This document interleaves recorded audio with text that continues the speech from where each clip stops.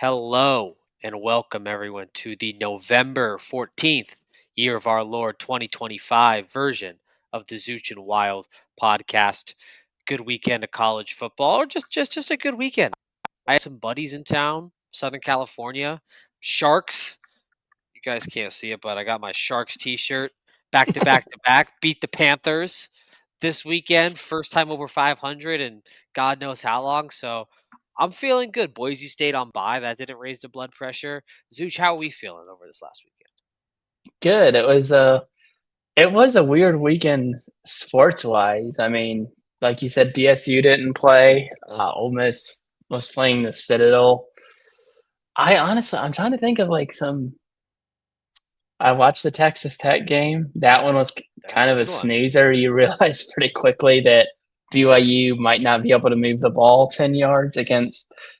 And that was one of those games too where I was like, because we've had times before where you have those random like G5 Power 4 matchups, and I was like, huh. Thank God, like 10 years ago, BSU didn't schedule to play Texas Tech this year, and Yeah. we were all like, "Oh, let's go down to Lubbock. That'll be cool." And we're getting the guns in our face and watching the guy tortillas ride the tortillas thrown at tortillas you. thrown. But yeah, it was an interesting weekend. I didn't watch too much. I don't know. It was because the weekend before was the World Series, and I mean that Indiana game was really good. I did Yeah, watch no, that that's game. what I kind of wanted to jump on first. I mean, thank goodness this Indiana game was crazy because everyone was hyped up about this Texas Tech BYU game and that being a dud. Also, the fact that the ESPN YouTube TV thing still hasn't worked out, and we're on week 2 now. I'm I don't know when. Do we want to take picks on like when that's going to be over? I literally, when it first happened, thought it would be over like before Saturday, the first Saturday that it was Yeah, supposed I to don't know. happen. And My worry is now is that like both sides are just getting like too comfortable. Like YouTube TV is like, oh yeah, our customers are fine with not having it, and ESPN's like, yeah, I guess we gained enough, like a little bit to like like you lose the viewership. So I don't know. We'll see. We'll see. figure it But out. That's all I'm gonna thank say. thank goodness for this Indiana Penn State game was not blacked out on YouTube TV. So it was the game I watched. Wow, what an ending! Wow, what an ending. I mean, Indiana, they had never what is it? They had never won in Beaver Stadium. That was the stat, or hadn't won in a super long time. I mean, two things I had. One, you can see the talent on this Penn State team. Like the Penn State team talent wise, when they're playing their best game, they can play with the number 2 team in the country. Like I felt like that. And then did Mendoza have his Heisman moment? Like I know it's been a down year for the Heisman, but those are my two kind of major takeaways from the game. I kind of want, and I have another one, but it's less serious. So, want to get your thoughts on what did you I did. take? It is interesting you said that because I kind of want to look and see.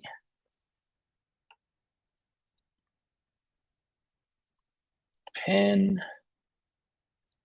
Yeah, Penn State. If you look at their FPI on ESPN, they are. Yeah, they're still in the I top mean, 25.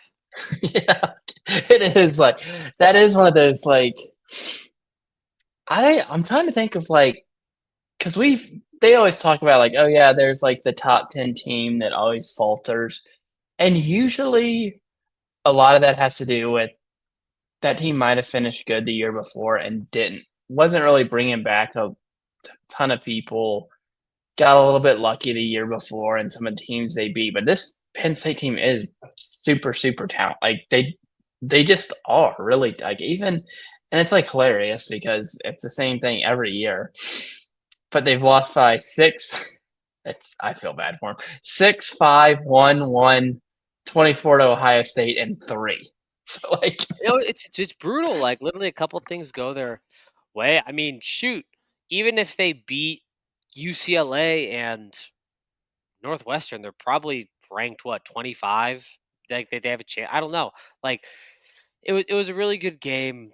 I mean, I do relish in the fact that like Penn State like loses, but they had that game, man. Like Indiana's driving at the end. You had them right where they wanted them, 3rd and 11, and Fernando Mendoza, as I was hearing people call him on X, the Everything app, just throws it up. And is that the catch of the year? That That that was the catch of the year because it's secured because they're not losing to Wisconsin and they're not losing to Purdue. That's secure. Like Wisconsin is and Ohio State is close. Not Wisconsin, excuse me. Indiana and Ohio State is close, but Indiana was the first team to clinch a playoff spot. I don't think you could convince me. You could talk to me, and they could even lose the Wisconsin game, and I wouldn't believe that they're going to lose the Wisconsin and Purdue. So they're going to be at no, it least was 11-1. yeah. They're in the playoff, No, I and think go for it. it.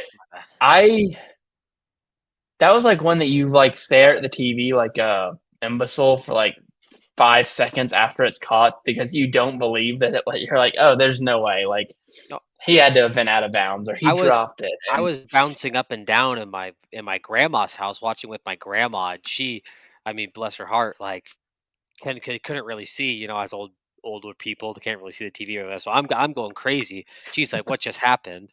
And I'm going, "Look at the foot, like the foot's in." And she's talking like, "Oh, is it 1 foot or 2 foot?" I'm like, "It's 1 foot. It's 1 foot, Grandma." Oh my gosh, she just caught it. And like I'm doing the same thing. Also, did like Gus Johnson like cum his pants in that I call? think he might. Like, I He, hate to be vulgar, but like, holy moly, that was exuberant even for him. yeah, he was, and it did make me realize I do think Gus Johnson translates better to basketball than football because sometimes with the football ones, like there's like a dramatic pause in there, and I like thought like you said he might have just died. Like if Penn State had come back down the field and like scored a touchdown, they would have had to release a like thing with like Yeah. in black and white of like in memory of Yeah, no, Gus Johnson. Joel Klatt would have had to hit him with like an EpiPen or something. Just like hit him with And like the quickest that's why bullet. they work so well together because Joel Klatt is always very not monotone. It's not monotone, but he's very like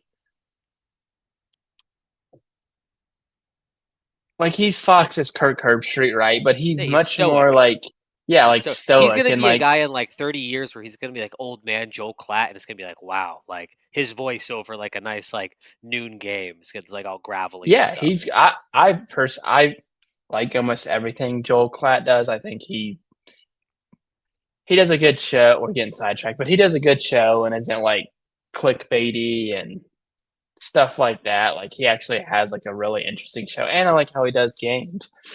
But yeah, just to kill like if you're Penn State and you win that, you're like, okay, we're still not going to accomplish anywhere close to what we wanted to this season, but we got to win over Indiana. We played or like there's a lot to build on, and there still is a lot to build on, but that none of that stuff is going away anytime soon. Like even for that next coach, and they'll have a good recruiting class and all that stuff. But geez, like how do you just? It's it's not a like you said, it's not a talent thing. They have all the talent in the world, and they just cannot get over. I think it's a I think it's a quarterback thing and a coaching thing, and I like Aller a lot, but you never know. Like if Aller plays that game, does it go differently? I don't know. Like Yeah, you part of you thinks no, like you're like, oh, it would have been the same thing. Like they just can't. I don't know. I part of me feels bad for them. I am interested to see who they hire because all yeah, that stuff is. I mean, we got 2 weeks basically, and then you'll start really seeing where these coaches go yeah. Is because anyone on a private jet tracker, State College? I don't even know. it's starting soon. So It's interesting. Like three what's Penn weeks, I State? guess. You We had think? 3 weeks. Do you think Penn State is the third most coveted job? Like, would you put? I mean, everyone's saying LSU and Florida. Would you put Penn State over like Auburn? I think all those schools are a lot closer than they want to say they are. Like I think each has like if you look at LSU, and like to me it's kind of dumb when people are like, "Oh, you're the only school in the state." Yeah, okay, fair, yes. Alabama and Auburn and Florida State are all also very like it's not like we're not in 1950s and it's 2,000 miles away. Like all those schools are close. Florida and like part of the LSU thing is they're in just dysfunction right now with the governor chiming in. Now they have Yeah, the Brian stuff with Kelly's their gonna like sue the school because he's not getting his buyout. yeah, you have all that.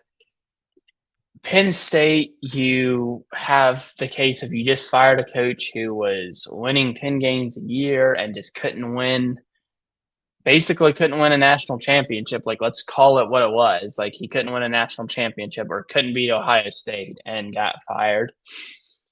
Florida, your Miami is looking pretty good. You're still going against Florida State. You're still going, like, you are in the hardest conference, so you're still going against a bunch of other good schools. So it'll be interesting with all four of those. And Auburn is just chaos every minute. I mean, it's like they're paying literally like I honest to God think if you added up all the buyouts Auburn is paying right now, it is higher than I'm gonna actually do that and I'm gonna present it next week. See what countries Auburn's payouts, see what countries Auburn has a higher Payout payout than their GDP. than their GDP. Yeah. Just to I see mean, like they got Harsin, Malzahn, and now Freeze. And all last thing we're gonna say about this, the coaching talk. All of this coaching talk, Eli Drinkowitz is just licking his chops. And I'm gonna toss out two other names for you that I think are gonna be in this coaching cycle. One, watch out for Pat Fitzgerald. We made a lot of fun of him for the Shrek business last year, but it turns out he wasn't an actual bully. He, in the eyes of the law, you knew what was going on, and allegedly. But he's a I great guess coach. the last thing I'll say is who do all these places think they're gonna like? And there'll probably be like Kenny, the shock factor of could one, you get right? Kenny Like, Dillingham from Arizona State like that? I think that is my prediction for shock. I think is it? there's a chance that Kenny Dillingham leaves Arizona State. And Bring Sam so Levitt with him. Like I could he totally see that. he leaves. So like, let's like they all obviously, especially Florida and LSU. I don't know how much Auburn is in the Kiffin sweepstakes, but what if they don't? Like, what if he does stay at Ole Miss? Like, and I've been seeing a lot of it just because I follow Ole Miss stuff and I'm starting to see more and more Florida people. Like seriously, where does Florida and LSU turn if they don't get him or get to like? What if Kenny Dillingham is like, oh, I'm going to go to Auburn or I'm going to go to Penn State? Like, there's just not a lot of, and part of it too is like Signetti re-signed with Indiana. Jeff Brom, I was reading that he's about to re-sign with Louisville. And shit, Mike Norvell might get fired. So like that adds Florida State into It, the mix. Like there's a very lot of big time schools and not a lot of big time coaches. Like no, and it's interesting in years past, like I think these schools are so used to just being able to like, oh, like people are gonna want to come to us. And now it's like, well shit, everyone's got some money now. So like if you're a coach and like I mean it's like the classic like price tag on happiness. It's like if you're already a multimillionaire set up for you and your kids and grandkids life, what and it's a tough position because it's a lot of money, but like what is an extra 4 million? Like if you're already a multi-millionaire coach. Like that's the thing that I think a lot of these schools are gonna have to come to grips with. And you're right, like it is if Florida State fires their guy, ugh, I mean, people aren't even thinking about well, even Virginia in Tech, an ACC, okay, like it's crazy. There's so and many it'll get coaches. us a little bit into this one of this week's matchups. Oklahoma, for example, let's say they lose to Bama this weekend, and they still have A&M, right? Oklahoma Yeah, does. I believe so. So I want to double check that so we don't look like morons. Um, but I want to say that's who they have. Maybe it's I know they have LSU, but I don't remember if they have A&M or not. No, they have Alabama, Missouri, and LSU. So what if they lose two of those and are 8-4, or lose all three? Like LSU, it doesn't look like they'll lose. Probably not Missouri. But if they're 8-4, what if he's gone from Yeah, Oklahoma? Like, what if that Sark stuff wasn't really smoke and he does want to go to the NFL? Like, and Texas, like, you're I having a kind of lot of think we're at chaos scenarios, man.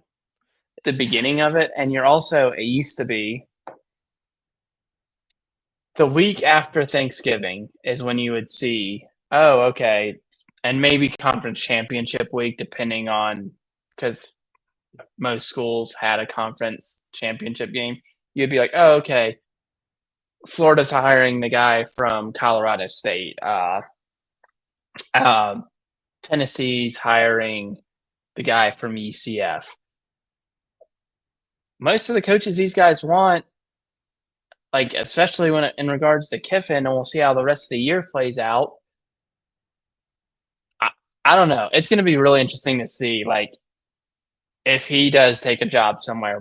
Like, you can't let him coach the playoff game. Like, you just can't. You cannot let a guy be like, oh yeah, I'm going to a team in this conference, going to coach them, but I want to coach you guys through the playoff. You got to say no, and Or I you don't have know. to I do guess we'll like see. some Like, word of mouth deal, and essentially the school has to wait with their tail tucked between their legs, and the only thing they can trust is Kiffin's word that like, yeah, after our run, and I'll and go. even that Instead would of get like, out. Like that stuff just there's no way I don't think that you would be able to, if you said word of mouth, you got to start telling recruits like, oh yeah, he's coming. And they'd be like, how do you know that? Oh, word of. So it'll be interesting to see, and it'll be interesting this week to see who you have in Oklahoma and Alabama. well, I mean, but before I even talk about this game, I mean, you're right. Like, what if Oklahoma, like, the chance that that job becomes open is not zero?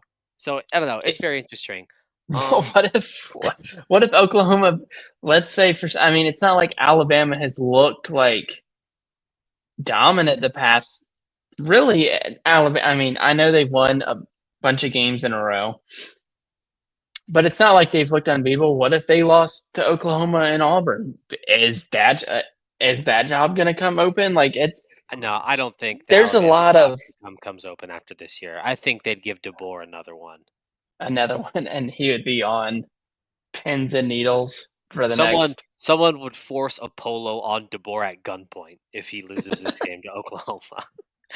Yeah, I do think Alabama's probably going to win. I just don't. But I hate saying that. I feel Cody's very excited for this game. He's already telling me about the people he's going to text, and I which, also think okay. Bama. I also think Bama's got this. I mean, are we going to beat the dead horse for like the 10th week in a row? Oklahoma can't run the ball. They can't run the ball. They can't like you can't run the ball. You're playing a Heisman contender and Ty Simpson. That just screams recipe for disaster, in my opinion. It's it, And it's it's in Tuscaloosa too, right? Or it is is it in in? Tuscaloosa. It's in Tuscaloosa, and I think Alabama probably has in the back of their mind that game last year. Oklahoma kind of beat their ass. And like you said, that's the running the ball thing, and the passing attack hasn't. Which this is off point. First off, and I don't know if I sent this to you on Twitter. Did you know the UConn quarterback, his current touchdown to interception ratio is 25-0? Huh? And also, I was like, What's what the the hell? I was like, what's his last name? Fagnano. Pagano, maybe. Joe Pagano. All right, that's unfortunate for him in middle school. But I digress. Back to your point. And UConn apparently, which it's not, I get it is kind of funny. UConn is a 7-point loss to Syracuse, a 3-point loss to Delaware, and a 3-point loss to Rice from being undefeated. Yeah, Is Mora still coaching UConn? Sorry that yeah. we're just going slow. No, this is what the people want because I saw that and I was like, how in the hell does this man have 25 touchdowns? I like started thinking like, is he going to get some like calls in the transfer portal? But he's a senior, and you know what? Good for him. You know he. I would He'll be here. be That's the kind of guy that making goes sure to I the did not. Reese's Senior. That's the kind of guy that goes to the Reese's Senior Bowl, and like when you're vegging out on like a Saturday at like 11:30 when there's like nothing on because it's the off season, and you see like Daniel Jeremiah on NFL Network. It's like I'll tell you who's a guy to watch today. This Vagiano guy out of UConn. He's been lighting it up. Like I can Who has already been see it his now. freshman year was 2019 at Maine, Okay, so he needs. he literally what's his name? He literally could be my age because I'm a young starting in college 2018. He was born. Um, his freshman year is 2019. So if he was 18 then, he's 25. It doesn't look like he played pretty much every year. He got hurt one of the years, I'm guessing, because he played for Maine for 4 years and has been on UConn for three, and has a 45-4 ratio in his 2 years at UConn, which is really good. I'm gonna find out his birthday, but before we move on, so I have Alabama winning. Um, it's not publicly available. What's this guy trying to hide? I mean, you're the freaking starting quarterback at UConn, and your freaking birthday's not public info. Shoot, I got a job, and you can find out my birthday on Facebook. I mean, what are we doing here? Seriously, He's he will be like who the Jets take, and like in the we'll be sixth like, oh round. yeah, like he's starting week 14 for them next year, and they're like, hey, Kirk. It'll be like the Thursday night game, and Kirk Yep, Herbstreit will be like, he'll win this like guy didn't throw any interceptions his senior year. he'll win the game like 16-13, and the Jets fans will think their problems are fixed. Yep. Yeah, exactly. Like Greg McElroy. Greg McElroy, Mike White, Tommy DeVito, all these guys just professional backups. But yeah, that's a great game. Let's talk about the other big SEC game coming this weekend. It is Texas versus Georgia happening tomorrow. And I'm excited for this game. It seems like Texas is slowly been almost like gr- nose to the grindstoning their way back into the playoff um, picture because they controlled their own destiny. They beat Georgia. Their odds go at least over 50%.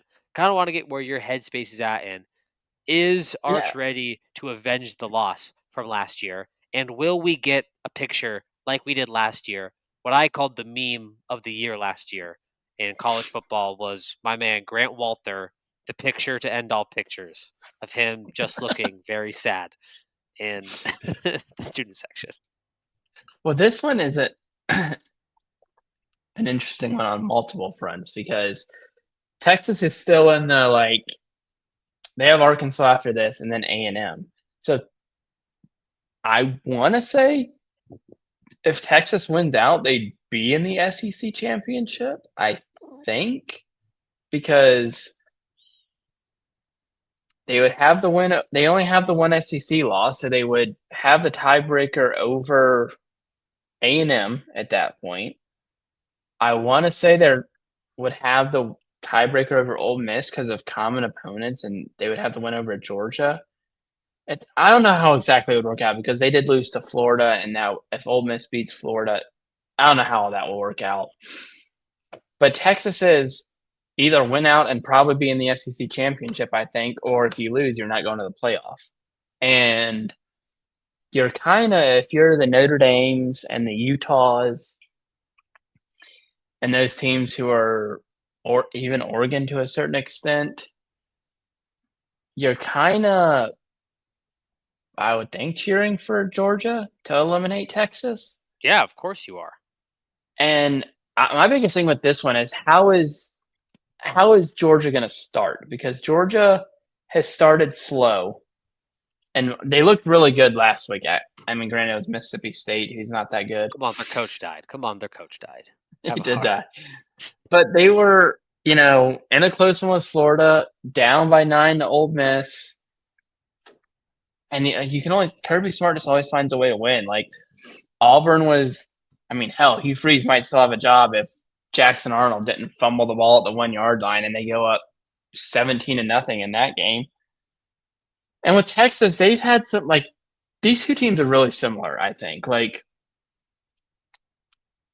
I don't think either quarterback gets the credit they deserve and sometimes gets a lot of shit when they don't Yeah, necessarily they're deserve it.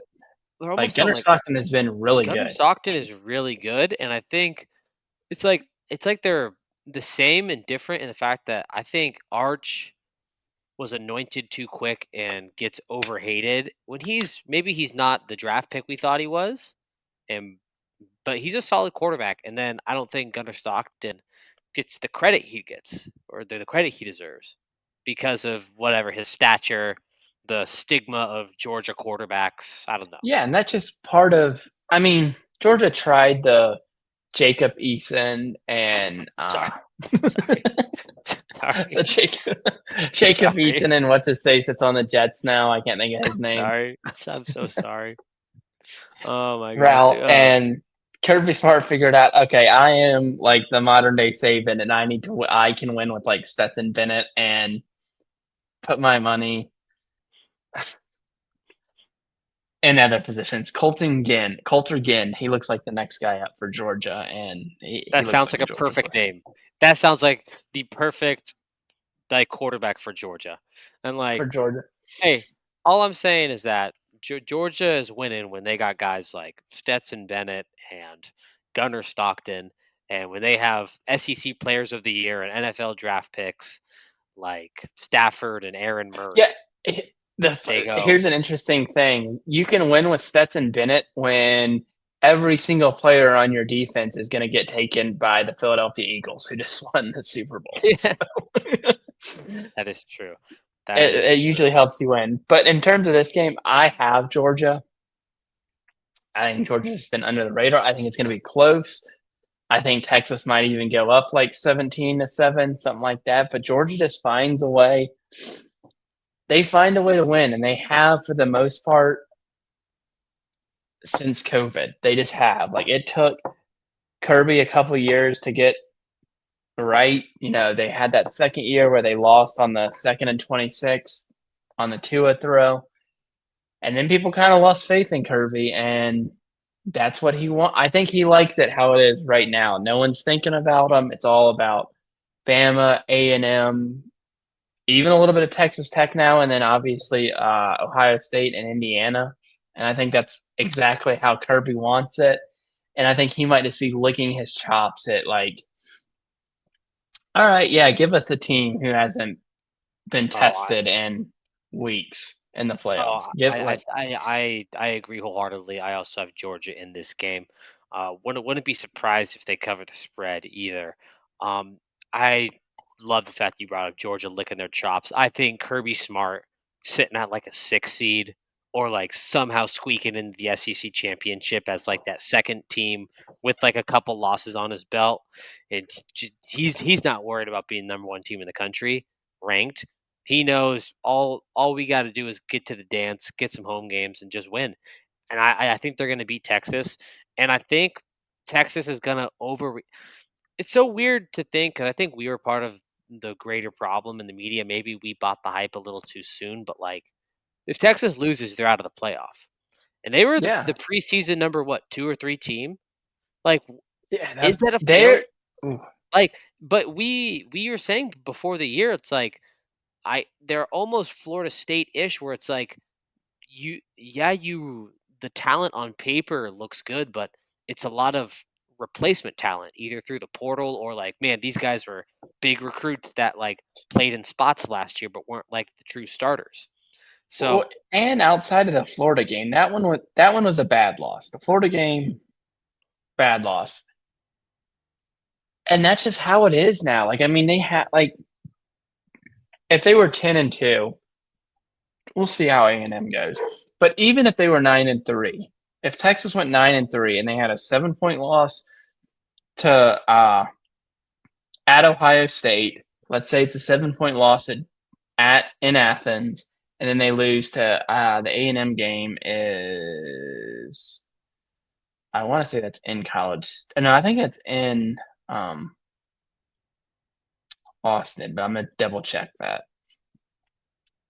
It's in Austin. So if you lost all 3 of those games by a score, I think you have a chance to get in the playoff. I really do. At that 9-3, and you're like, okay, Ohio State, number 1 overall seed, probably. Georgia would be in the SEC championship at that point, or A&M, like one of those two. And yet, all 3 are playoff teams. All 3 probably top 6 seeds. It's not like the Ole Miss one last year where you're like, okay, Florida and Kentucky both suck, and then LSU didn't even end up making the playoffs last year either. So LSU, like, not a good one either. Those are 3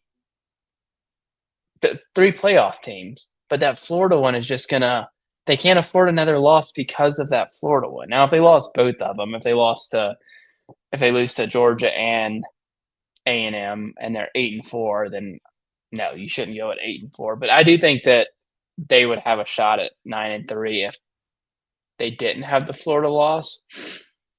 And I mean, you still got to see how shit works out because, like, even if you do lose this one and you end up going to beat like A&M, Indiana and Ohio State probably aren't going to lose, but A&M is going to be a top 3 team in the nation probably when that happens. So it's not going to hurt you to. You're going to have a case, I guess I should say, at 9-3, especially Mhm. with. We can talk a little bit about like the ACC is just like No, there is a chaos scenario where the ACC is a zero bid league, which honestly I think would be bad for college football because it would kill the ACC as a conference. Like then it would just well, cease to exist. and how do you? I mean, if you're Miami, you just got to be like, dude, what are we like doing? But also We Miami don't lose twice. Like that's the thing. yeah, you're that league is easy enough where you shouldn't lose twice, in my opinion. It's not obviously the SEC and the Big Ten are the 2 best. People can argue about which one they think is best. I see points from both sides of why they think the Big Ten is better, why they think the SEC is better. 10-2 should get you in those conferences 99% of the time.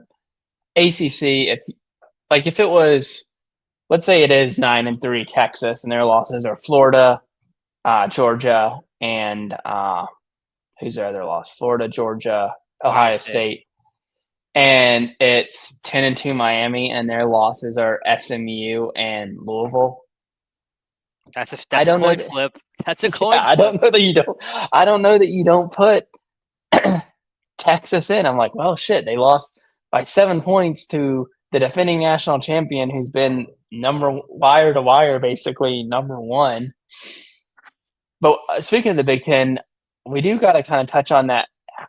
What do you think about Oregon?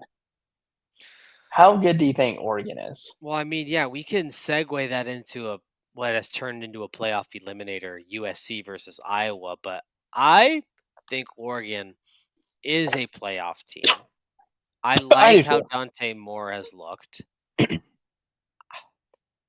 I think Oregon's so weird. I they're a team that is like a Jekyll and Hyde almost. Like sometimes they wake up, it's like, dude, they look like that Penn State game. I'm like, they look like the number 1 team in the country. And then they lay a stinker. I'm like, oh, they look like they should be out of the playoff. And then in this I Iowa game, I think showed this is who Oregon is. They're somewhere between 5 and 10. Maybe they get hot. I don't know. Like I could envision them is it weird to say? I can envision them beating like Ohio State, but for some reason like I can't envision them beating like a Texas that's hot, if that makes sense. I was gonna say I could see them beating, like you said, at Ohio State, maybe even. Like an I don't even know if A&M, I I want could to see put up. I could see them beating I think A&M. I think Oregon's fault is because I think their defense is okay. I think their offense has been really, really struggling lately, and some of that is injuries. and I know Iowa has a good defense, but I look at like the Indiana game, they had a pick six, right? And still ended with 20 points. They had 18 points the other night. It was pouring rain, and there were some injuries in the Wisconsin game, but they had 21 points in that. They, I think they're in a lot of ways. I'm gonna see real quick, just so I'm not They've gotten completely. officially Big Ten. You leave the Pac-12 and you just become a slug. You just become a Paul Christ Wisconsin team. That's what happens. Yeah, and I You think join the Big Ten. I just think that they might. If I was Oregon, I would want to get like the ACC team. I wouldn't want to play a team who I think has a really good offense. Like I would want to stay away from, and I don't think Texas Tech has a great offense. They have an okay offense. Indiana, I still think is a decent offense, but I would want to stay away from Ohio State. I would want to stay. I would probably want to stay away from A&M because that offense can get to going at times too. Notre Dame and Ole Miss. That's who I would want to stay away from in that first round if I'm Oregon because they like while those teams besides Ohio State might not have great defenses, your offense hasn't looked great recently either. And I don't know if that's I also don't know why they had even more guys injured coming into the game against Iowa when they had a bye week. Like what the hell were they doing on the bye week to get more like the past like I'm looking right now, and it was pouring rain, like I said, but Dante Moore had 86 yards passing against Wisconsin, and it was raining in the Iowa game too, correct? I believe it Yeah, was. pouring He rain. had 112 in that game. He had 186 versus Indiana. Like, so it'll be interesting to see with Oregon. Like, I think they kind of got Texas a little bit and got a lot of hype based in a weird way based on how they started and after that Penn State game. And like even the Penn State game, so they won 30 against Penn State, 20 against Indiana, 56 against Rutgers, 21 against Wisconsin, 18 against Iowa. So I think just get in and hope you get a team who doesn't have a great offense that you think you can get 25 right and Yeah. win. So we kind of got No, off it'll be topic talking about that game, but no. It's okay. We'll briefly touch on this one, the SC Iowa game. If SC wins this game, SC still controls their own destiny in terms of yeah. making the playoff because they got Iowa obviously tomorrow. They have Oregon later on this year, and then they got UCLA rivalry game. USC, it must be infuriating to be a fan of this team because they're literally at points where they look like a playoff team. And then there's points where it's like classic Lincoln Riley just blunder. I mean, even that Northwestern game, it's like if Maeva doesn't force that fumble, like that game goes completely differently. And then you check the box score in the morning, it's like, wow, SC handled business. It's like, well, that was a tie game until that fumble. So it's like, Yeah. I don't know, but you know me, I'm really high on Jordan Maeva. I've been liking him all year. Dude, with USC, it's just something. There's a missing piece where it's just something just can't click. Just something always seems to like fumble. Like I, the Well, and best way I can put it, they're in a it's similar like situation this year to Ole Miss, and can they win these? Like, if they win out, I honestly think because they are. Let me pull up. They're 17 right now, yeah. and I want to see the college football rankings just to make sure I If have. they win out, they'll be third in the Big Ten. That's you get in if you're third in the Big Ten. Yeah, and they would. Okay, so they would have the win over Oregon. They might even replace Oregon when it came down to it. But we'll see. Can they? And that's what the case with a lot of the like. If you look at the like Ohio State's been there, Indiana was there last year. A&M still has Texas and South Carolina. They'll crush Stanford. They should crush South Carolina. But we'll see with the A&Ms and Texas Tech and Ole Miss and USC. Like what we're gonna see these next few weeks. I don't want people to think like, and a lot of teams do have, and even the Big Ten teams like Indiana's playing Purdue and Wisconsin. Both those teams suck. We're gonna see which of those teams who have been on that precipice, like really close to making the playoff, really close to finishing in the top five, can they get it done? Can USC go in and beat Oregon? Can Ole Miss beat Florida and Mississippi State? Like Mhm. teams with everything, and like if they just win, they have a shot. Like and who knows who out? Like USC and Ole Miss and Texas Tech aren't going to be favorites to win the national championship, but can they? You know, Texas Tech has UCF and West Virginia, bottom dwellers this year in the Big 12. Can they get it done?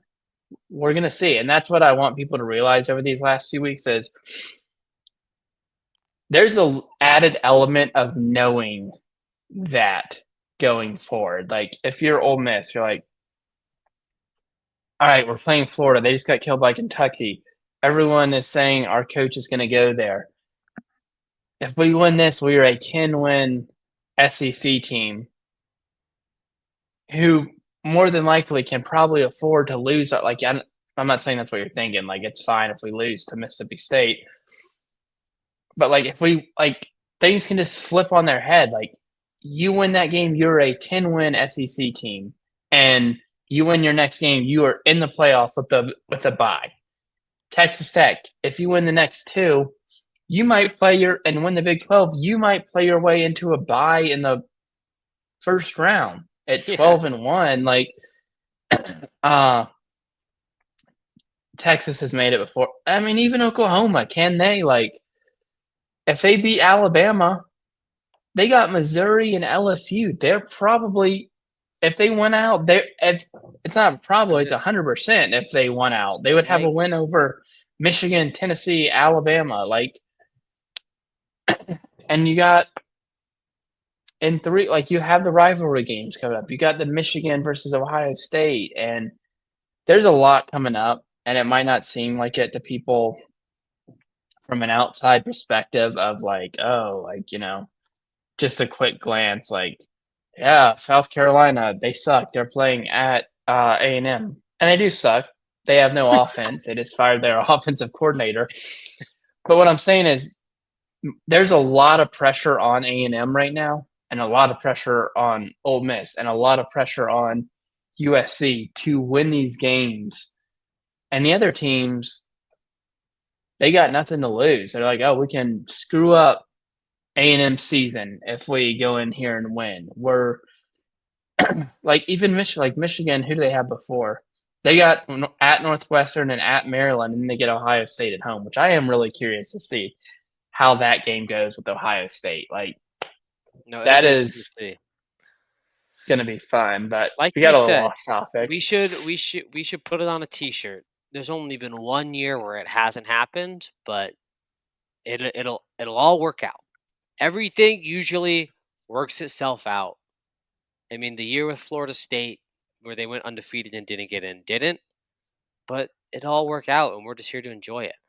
Um, I have one more thing to talk about. One more big game tomorrow. Um, Pitt. You like that caption right there? That, Fat that Narduzzi. is him. Well, so we have Pitt and Notre Dame. College game day coming to Pitt for I think the first time since 2005. Um, and of course, you want to be fired up for this game, right? Um, I don't know about you. I'm just gonna read you this quote, and for our audience, Zooch. When I texted him, "Hey, I want to make sure we talk about Pitt Notre Dame. I know we usually don't talk about Pitt, and there's some other bigger games that we're talking about and other storylines, but there was a quote from Pat Narduzzi, and Zooch hasn't heard it yet. Maybe you guys have. Zooch, so I want your live reaction of this. So, a reporter asked Pat Narduzzi how the football program is viewing the Notre Dame game, and if it's a big game or if it means anything for like their seeding and their playoff hopes, and like their ability to uh, get postseason success. And here's what Pat Narduzzi said after a reporter asked if this game was important in regards to playoff postseason success and championships. Pat Narduzzi said, "This is absolutely not a must-win game. It's not an ACC game. I'm glad you brought that up. It's not an ACC game. I'd gladly get beat 103 or 110-10 in that game. They could put up 100 up on us, and as long as we win the next two after that, we're good." Okay, that is not the smartest thing. I don't know if he's trying to be like tactical and make Notre Dame think that they're not going to try. He's technically not wrong. So we'll just start there. College football, college game, He's not go for it. he's technically not wrong because I believe if they won out, they would go to the ACC championship and they'll be the sacrificial ACC lamb this year. Who it's good. The ACC team, if it's not Miami, is going to be a sacrificial lamb. They just No, G Tech. Watch out for G Tech. G Tech. Okay, I forgot about cut me up.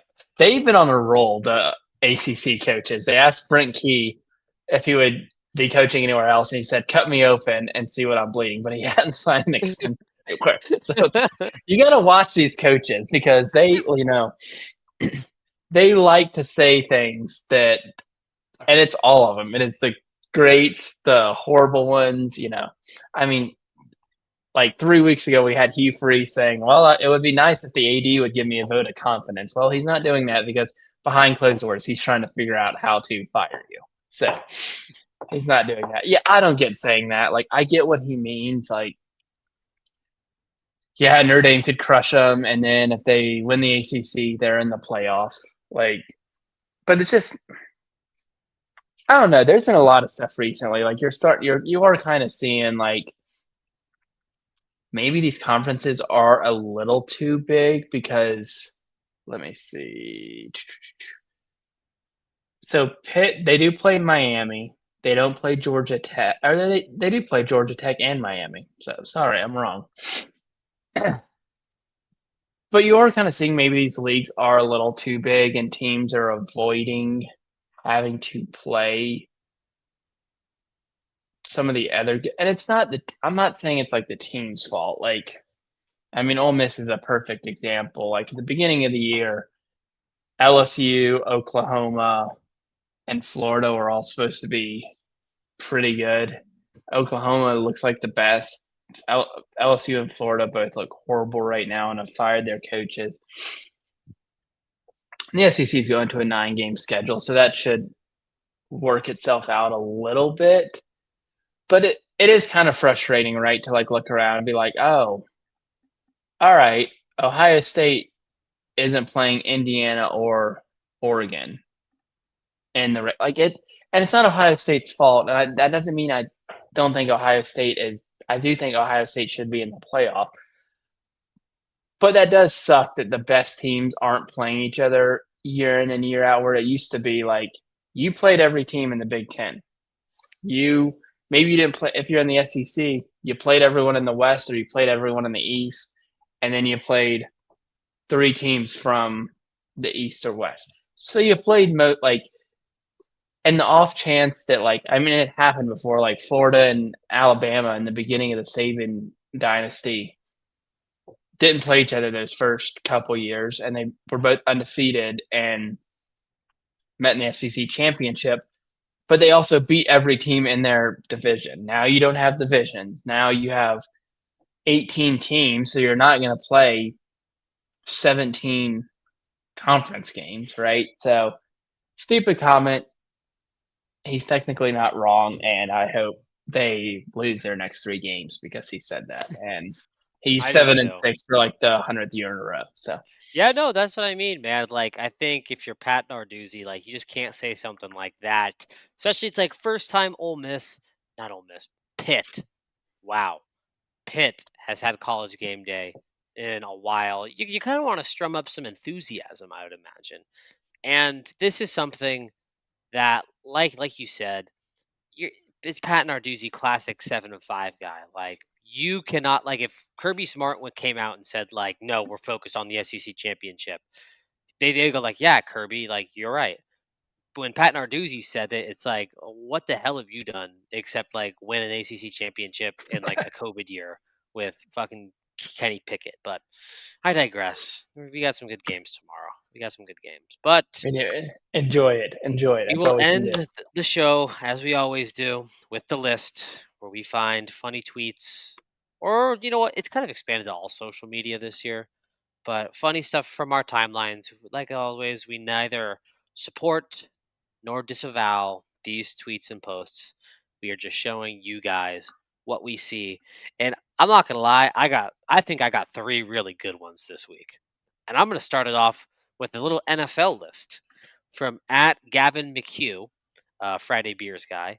And he goes, Coach, what's the play? It's 3rd and 1. And then it's Sean Payton, and the picture is just the leaked video of Sean Payton hitting a bong with his son in the basement. I had forgotten about that picture until you had sent that one. That one was really, really good. My first one is also NFL, and so I don't know if you. I guess it was a Sunday night game. As you know, I'm not the world's biggest NFL fan, but I did happen to see that, like in the PFF ranking of linemen, the Chargers had like legitimately like the last four, and the Chargers tweeted because it was Veterans Day Tuesday. Our military hero got the whole stadium going. It's this older guy like getting the crowd hyped up, and Osama bin Johnston tweeted. Bro is thinking his lucky stars he just had to storm the beaches of Normandy instead of having to play QB behind this Chargers offensive line. Come on. Okay. All right. Well, my next one comes from at Dorico Henrio. And it is accidentally walked into the TCU coaches meeting at halftime, and you can see for yourself what the video is. Dorico, not okay. Not okay. You guys can see for yourself what that is. I'm not going to show you guys. Mine, and I have been getting, like I said, Ole Miss fans, I've been getting Florida stuff, which led me into getting Kentucky burner stuff. And it said after Kentucky pounded Florida Saturday, Mark Stoops when he can't be seen on YouTube TV. Vince Lombardi. Vince Lombardi, which was, I literally, because I'll do, yeah, that was like, I just started dying laughing, and my wife was like, "What are you laughing at?" And it was literally like you wouldn't understand. Like, was it playing out in my real life? That's funny. My last list comes from a frequent list member, our friend Gabe. It is it's a comment he left on Kalen Hook's TV, and it's a video. And this guy's a reporter. He goes, Bethune Cookman and Grambling State football teams got into a physical altercation during the Wildcats' loss to the Tigers. Just a kind of a bad scene at the end of the game, just like a classic full team brawl, helmets off, punches thrown, no one controlling anyone. And Gabe Iguodala decided to post how the game should be played. Again, we need to get him just like a sofa chair because he seems to be on this every week. He's one of my favorite follows, just because once a week you can comment on, or you can count on him having something hilarious tweeted, and getting close to him with, the talking about other coaches and who might have gotten fired. And first off, Lane Kiffin he doubled down this weekend. And at halftime, they were playing a Citadel. So obviously it was a blowout. And I'm pulling up exactly what he said because it was hilarious. They asked him, like, oh, what do you think about the first half of the Ole Miss? What do you think about the first half of the game? And he goes, oh, excited Georgia is boat racing Mississippi State. Oh, our game, we're playing well. That's what he said on the halftime interview show. And then to make matters worse, which just points out that he is trolling the absolute hell out of somebody, he retweeted the DJ Lagway on three. DJ Lagway is getting benched Come on. post. And then it was below freezing in Oxford and tweeted hashtag freeze warning. Still going after him. The man doesn't have a job playing. So he's just been on a roll of. I still think the best one might have been the GOAT with Mark No, Stoops. Stoops That still. one, That's easily the best. When I saw that, just cried laughing. He put the he goat. been, he is. They've created a Frankenstein monster. All eyes are on him now, and he is subtweeting coaches and talking about oh my god, what Elijah Drinkowitz should be the number one contender for the Auburn job. You know, it'll all get figured out after the Egg Bowl where he's actually coaching. But it has been really fun just to see what that one made me laugh too. Him retweeting DJ Lagway No, that was because some of the Florida fans were like crashing out in real time. They're going through the ups and downs. Like he's coming. All right, he's crashing out. He thinks he's making a mockery of us. It's just college football is so much fun. good. It is fun, and we got another fun weekend coming up. I'll be in San Diego watching Boise State in the pouring rain. So I'll report back on some funny Okay. stuff that happened there. Over under, and I don't have paper with me. I'm gonna create a note on my phone. Okay. So Boise State over or under 200 yards. Same for San Diego State. Does one of these two teams not have over 200 yards? I am leaning yes. I don't think in Southern California. It's supposed to start raining Friday midday, and it's not supposed to stop until Sunday night. So, It's literally supposed to rain for 3 days straight. San Diego plays on a grass field that gets use from two professional soccer teams. That stadium I know is not built to torrential downpour. I'm like looking forward to how shitty this game's going to be. I'm going to be soaking wet. I We'll see how my friend. I feel bad for my friends who are flying down. It is kind of funny. They thought they were going to escape the Idaho weather at like a week in sunny San Diego, and they chose the one weekend this year since, oh my god, probably like May or April, where it'll be torrential downpour. do Literally you the know first what weekend in Southern California since May. It's been a torrential downpour. this game is getting into? What team was it? And then we can let people go. Who was it? It was Iowa. This game is over under 41 and a half points. No shot they even get close to that. No shot they even Okay. get close to that. So Madsen is out. You have Jaden Dingle. I'm not exactly sure how you say it, but his best game of the season was, let's see here. Okay. Against Was it Cal? CSU, he was 13. I guess you could do Cal or CSU. 15 of 18 for 186 yards and a touchdown against Cal. And then CSU, 13 of 16 for 256 yards and two touchdowns. He is playing Max Cutforth, who did not throw a pass for 3 years until the other day against Fresno State. So this is going to be the nightcap game. I cannot wait to put it on. I will either put it on in fury because I'll be thinking that Lane Kiffin is going to be on the next flight to Gainesville because Ole Miss just lost to Florida, or I'll be like happy that they killed the Gators, and I'm like, you know what? I'm going to watch Boise State just to see.